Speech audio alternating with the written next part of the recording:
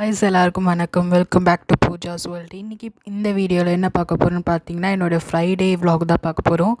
இந்த vlogல நான் ஒரு லஞ்சிலேருந்து தான் ஸ்டார்ட் பண்ணியிருக்கேன். இதில் ஒரு சூப்பரான ஒரு ஸ்ரீலங்கன் பொட்டேட்டோ கிரேவி வந்து நான் இதில் வந்து உங்ககிட்ட ஷேர் பண்ணிக்க போகிறேன். அதுக்கப்புறமா ஈவினிங் நான் வந்து என்னோடய பூஜை ரொட்டீன் எப்படி இருக்குது அப்படின்னு சொல்லிட்டு நான் இதில் வந்து உங்கள்கிட்ட ஷேர் பண்ணிக்கிறேன்.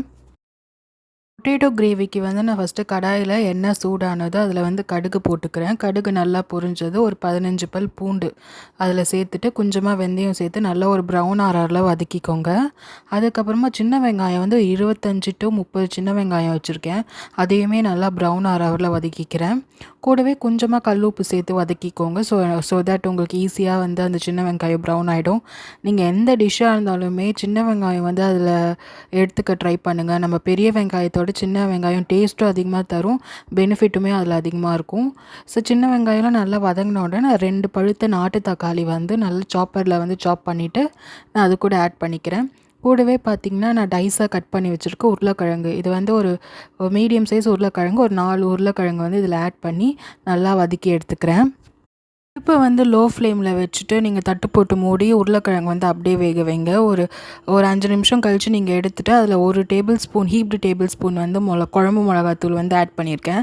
குழம்பு மிளகாத்தூள் எப்படி அரைக்கணும்னு கூட நம்ம வீடியோவில் வந்து ஆல்ரெடி ஷேர் பண்ணியிருக்கேன் லாஸ்ட் vlogல. ஸோ அது வேணுனாலும் நீங்கள் பாருங்கள். நான் அதோட லிங்க்கும் வந்து டிஸ்கிரிப்ஷனில் கொடுக்குறேன். நம்ம அந்த மிளகாத்தூள் போட்டோன்னே கொஞ்சம் நல்ல ஒரு கிளாஸ் தண்ணி ஊற்றி நல்லா கொதிக்க விடணும். தட்டு போட்டு மூடி கொதிக்க விடுங்க.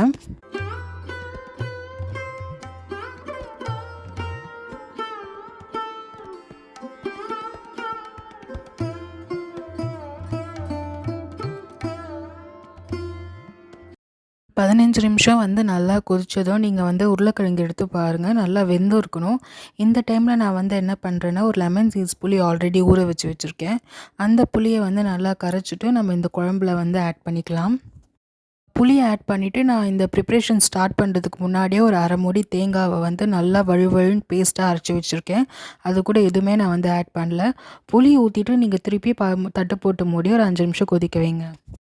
புளி பச்சை வாசனை போனதுக்கப்புறமா நம்ம இந்த தேங்காய் பேஸ்ட் அது கூட ஆட் பண்ணி கொஞ்சம் ஒரு 2 நிமிஷம் கொதிக்க விட்டுட்டு கருவேப்பிலை கொத்தமல்லி தூவி இறக்கிட்டிங்கன்னா சூப்பரான ஸ்ரீலங்கன் ஸ்டைல் பொட்டேட்டோ கறி வந்து ரெடி ஆகிடும். இது வந்து தேங்காய் போட்டதுக்கப்புறம் ரொம்ப நேரம் கொதிக்க விடக்கூடாது. மேக்ஸிமம் ஒரு 5 நிமிஷம் தான் கொதிக்க விடணும்.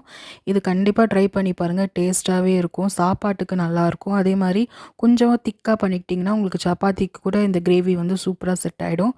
நான் இது கூடவே பார்த்திங்கன்னா ஒரு மேரிட் ஸ்டைல் கேபேஜ் பொரியல் வந்து பண்ணியிருந்தேன். இதோட ரெசிபி வந்து நான் ஷார்ட்ஸில் கொடுத்துருக்கேன். அதோட லிங்க்கும் நான் வந்து டிஸ்கிரிப்ஷனில் வைக்கிறேன், கண்டிப்பாக பாருங்கள். எல்லாமே பார்த்திங்கன்னா செஞ்சு முடித்தோடனே நான் கையோட கை வந்து பாத்திரமும் கழுவி வச்சுடுறேன். இன்றைக்கி ஃப்ரைடேன்றதுனால நமக்கு கொஞ்சம் வேலை எக்ஸ்ட்ராவே இருக்குது. எப்பயுமே பார்த்திங்கன்னா சாப்பாடெலாம் செஞ்சுட்டு சாப்பிட்டு முடிச்சுட்டு அப்புறமா கொஞ்சம் நேரம் கழித்து தான் நம்ம பாத்திரம் கழுவவே ஸ்டார்ட் பண்ணுவோம். நான் இன்றைக்கி வந்து சாப்பாடு எல்லாம் செஞ்சுட்டு உடனே வந்து கழுவ ஸ்டார்ட் பண்ணிட்டேன். பாத்திரம் மட்டும் நம்ம சிங்க்கில் வந்து சேர விடக்கூடாதுன்னு சொல்லுவாங்க. அதே மாதிரி நீங்கள் நைட்டு சாப்பிட்டது கூட நீங்கள் நைட்டே கழுவி வச்சிடணுன்னு சொல்லுவாங்க. அதை நீங்கள் சயின்டிஃபிக்காக படி பார்த்தீங்கன்னா, நம்ம சாப்பிட்ட பாத்திரம் அப்படியே வச்சோன்னா பாக்டீரியாஸ்லாம் வந்து அதில் உட்கார வாய்ப்பு இருக்குது. அதே மாதிரி பார்த்திங்கன்னா நம்ம பாட்டிலாம் சொல்லுவாங்க, சாப்பிட்ட பாத்திரம் வந்து நைட்டு இருக்கக்கூடாது, லக்ஷ்மி தேவி வந்தாங்கன்னா அது வந்து இதுவாக இருக்கும், மூதேவி தான் வரும் அப்படின்னு சொல்லுவாங்க. இது எத்தனை பேர் வீட்டில் சொல்லியிருக்காங்கன்னு சொல்லிட்டு கமெண்ட்டில் பண்ணுங்கள். நான் பாத்திரமாக வந்து கழுவி எடுத்து தனியாக வச்சுக்கிறேன். அது மட்டும் பார்த்திங்கன்னா நம்ம அந்த டைல்ஸ்லலாம் வந்து சாப்பாடு செஞ்சதுக்கப்புறம் அந்த கரெல்லாம் இருக்கும். ஸோ அதுவும் கழுவணும். அதுக்கப்புறமா வந்து நம்மளோட ஸ்டவ்வுமே பார்த்திங்கன்னா அது வந்து இன்றைக்கி கழுவி வைக்கலான்னு சொல்லிவிட்டு, ஏன்னா ஈவினிங் பூஜை இருக்கிறதுனால கொஞ்சம் க்ளீனாக இருக்கட்டும்னு சொல்லிவிட்டு அதையுமே நான் வந்து சாப்பாடெல்லாம் செஞ்சு இறக்கிட்டு கொஞ்சம் நேரம் கழித்து கழுவ ஸ்டார்ட் பண்ணிட்டேன்.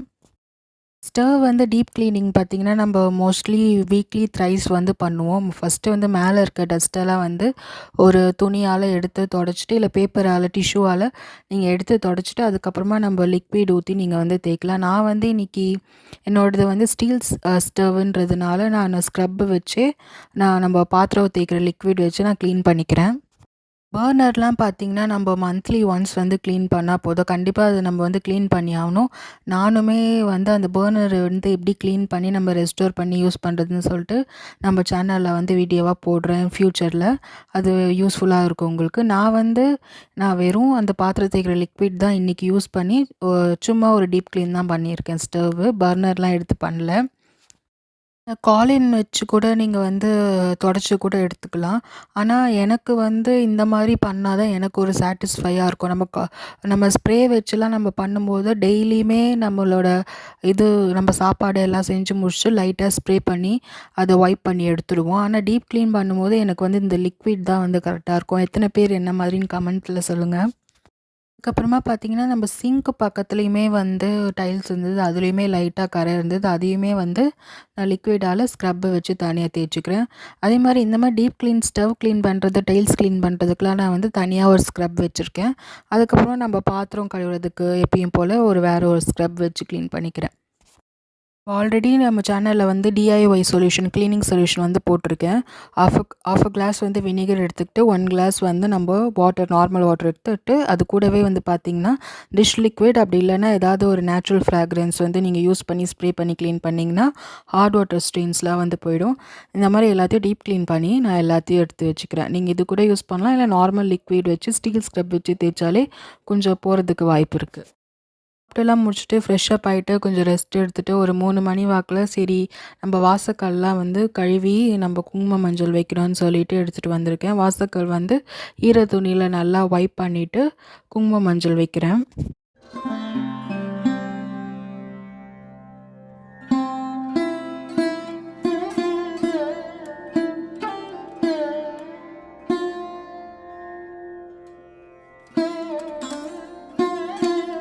மஞ்சள்லாம் வச்சுட்டு வீடெல்லாம் பெருக்கி தொடச்சிட்டு ஒரு 6 மணிக்கு அப்புறம் நான் வராகி அம்மன் பூஜை வந்து இன்றைக்கி ஸ்டார்ட் பண்ணேன். அதை நான் எப்படி செஞ்சேன் சிம்பிளாக வீட்டிலேயே நம்ம எப்படி செய்யலாம்னு சொல்லிட்டு உங்ககிட்ட ஷேர் பண்ணிக்கிறேன். வாங்க நெக்ஸ்ட் நம்ம பூஜைக்கு போகலாம்.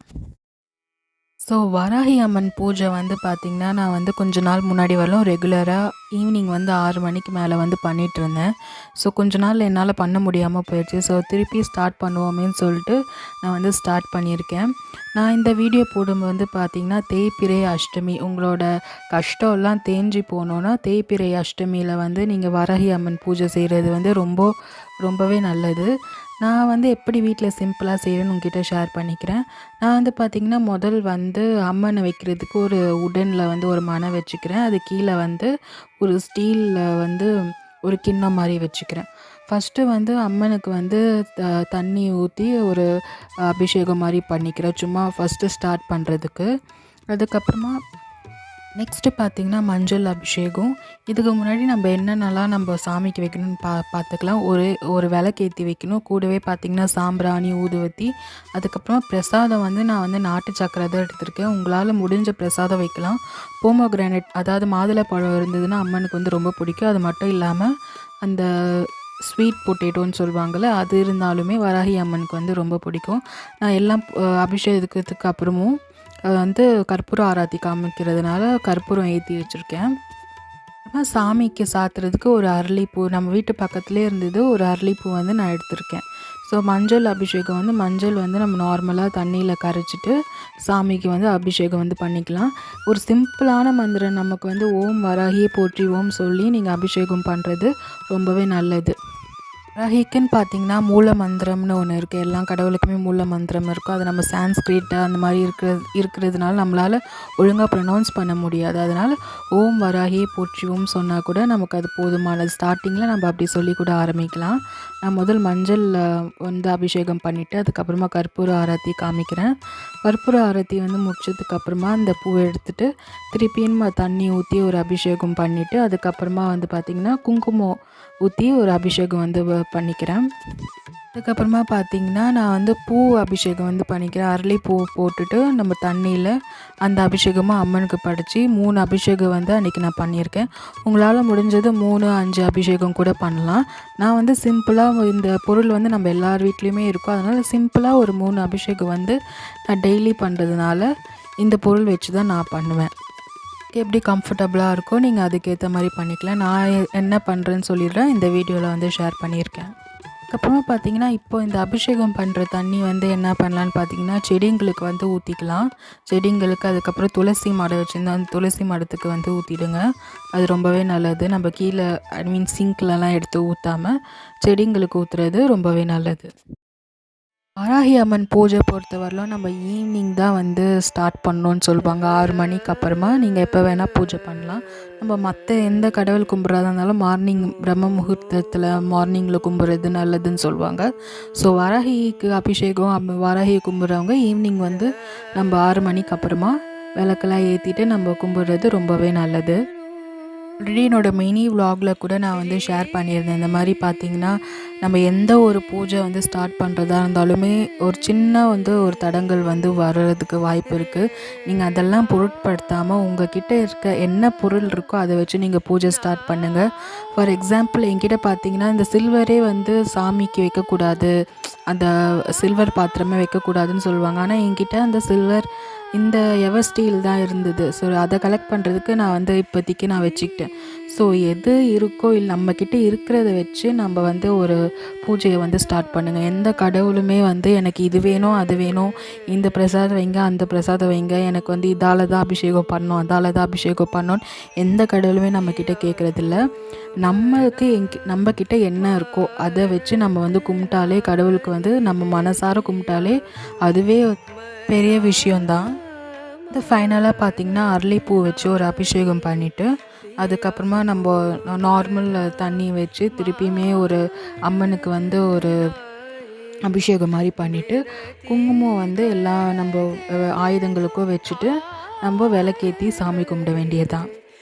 இந்த ரிலீஜியன் ஃபாலோ பண்ணுறவங்களா இருக்கட்டும், ஒரு நாளில் 1 ஹவர் வந்து நம்ம கடவுளுக்காக ஸ்பெண்ட் பண்ணுறது வந்து நம்மளோட மென்டல் பீஸுக்குமே வந்து ரொம்ப நல்லது. நான் வந்து பார்த்திங்கன்னா சின்ன வயசுலேருந்து ரொம்ப சாமிலாம் ரொம்ப கும்பிடலாம் மாட்டேன். ஆனால் ஒரு ஏஜுக்கு அப்புறமா வந்து நமக்கு வந்து ஒரு லெட் அவுட்டே இருக்காது, எதையுமே ஷேர் பண்ண முடியாது. ஏதாவது ஒரு நாளில் சாமிக்கிட்ட வந்து நான் மனசார நம்ம வந்து கும்பிட்டுட்டோன்னா அந்த பிரச்சனையே முடிஞ்சு போன மாதிரி ஒரு ஃபீலிங் ஆகிடும். ஸோ உங்களுக்கு என்னென்ன ஸ்ட்ரெஸ் இருக்கும், ஏன்னா இப்போ வந்து வேலைக்கு போகிறவங்க இருக்காங்க, வீட்டில் இருக்க ஃபேமிலி விமனாக இருக்கட்டும், வேலைக்கு போகிற விமனாக இருக்கட்டும், படிக்கிறவங்களாக இருக்கட்டும், ஏன்னா இப்போ இந்த ஸ்ட்ரெஸ்ஸுன்ற வார்த்தை வந்து நிறைய வந்து நம்ம ஃபேஸ் பண்ணிகிட்டு இருக்கோம். படிக்கிற பசங்க கூட ஸ்ட்ரெஸ்ஸுன்னு சொல்லுவாங்க. ஆனால் நம்ம அந்த ஸ்கூல் படிக்கிற பசங்க அம்மா அப்பா கிட்ட வந்து சொன்னால் எனக்கு ஸ்ட்ரெஸ்ஸாக இருக்குன்னா இதெல்லாம் ஒரு ஸ்ட்ரெஸ்ஸான்னு கேட்பாங்க. ஆனால் அதுவுமே ஒரு ஸ்ட்ரெஸ் தான். அப்படி இருக்கவங்க நம்ம அட்லீஸ்ட் 1 ஹவர் வந்து டெடிக்கேட்டடாக ஒரு கடவுளுக்கு ஒரு ஸ்பிரிச்சுவல் இன்வால்வ் ஆகிறது வந்து ரொம்பவே நல்லது. நம்மளோட நம்ம மைண்டுமே வந்து பீஸ்ஃபுல்லாக இருக்கும். நம்ம எல்லாத்தையும் ஒருத்தர்கிட்ட இறக்கி வச்சுட்ட மாதிரி ஒரு ஃபீலிங் இருக்கும். ஸோ அதுக்காகவே நான் வந்து ஃபாலோ பண்ண ஒரு விஷயம் வந்து என்னோடய ரொட்டீனாகவே மாறிடுச்சு. அதில் வந்து எனக்கு பாசிட்டிவான சேஞ்சஸும் கிடைக்குது. அது மட்டும் இல்லாமல் நம்ம வந்து ஒரு விஷயத்தை கும்பிடுறோம், ஒரு சாமி கும்பிடுறோன்னா அது எப்படிலாம் கும்பிடணும், அதுக்கப்புறமா உங்களோட ஹிஸ்ட்ரி என்னெல்லாம் இருக்குதுன்னு சொல்லிட்டு நம்ம அதில் ஆராய்ச்சி பண்ணுறதுக்கு வந்து டைம் செலவு பண்ணுவோம். அந்த டைம்லாம் வந்து நம்ம ஸ்ட்ரெஸ்ஸை வந்து மறந்துட்டு நம்ம ஹீலிங் வந்து நமக்கு வந்து அது நடக்கும். ஸோ என்ன நமக்கு பிரச்சனைன்றதே மறந்துடுவோம்.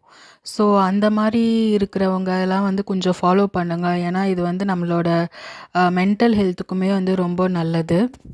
உங்களோட டேயில் ஒரு நாள் உங்களுக்கு பிடிச்ச கடவுளை வந்து நீங்கள் கும்பிடுங்க. அதுதான் இந்த வீடியோவோட கடைசி ஒரு ஒரு ரெசல்யூஷன் டாப்பிக்காகவே இருக்கும். இந்த வீடியோ ஏதாவது ஒரு வகையில் வந்து உங்களுக்கு யூஸ்ஃபுல்லாக இருந்ததுன்னா எனக்கு ரொம்பவே சந்தோஷம், ஹாப்பியாக இருக்கும். இந்த வீடியோ கண்டிப்பாக உங்களுக்கு பிடிச்சிருந்தா சப்ஸ்கிரைப் பண்ணி சப்போர்ட் பண்ணுங்கள்.